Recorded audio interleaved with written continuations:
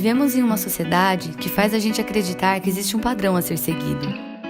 Por esse motivo, qualquer mínimo detalhe faz com que não estejamos satisfeitos com a nossa própria forma. Ser gordo, ser magro, ser baixo, ser alto, cabelos lisos, a cor da pele ou não ter um olho.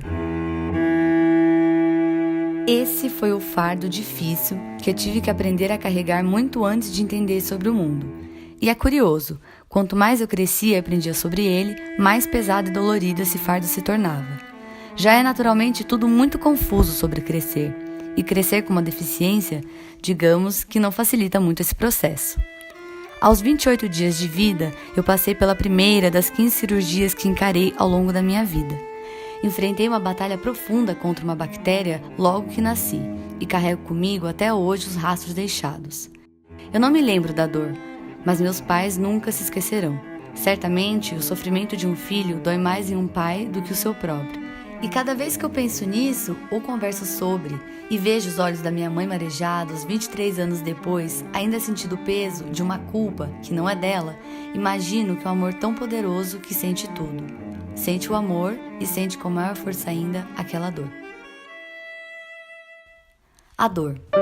Eu luto todos os dias para não olhar com sofrimento, porque sei que essa dor me definiu totalmente para o que eu sou. E o que eu sou, eu admiro, eu gosto, e hoje me sinto grata por todas as cicatrizes que eu carrego.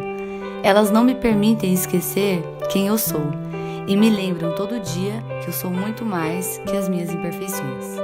Aprender a olhar com amor o que nos foi dado pela dor é a única possibilidade que temos de superar o sofrimento de carregar um fardo pesado demais.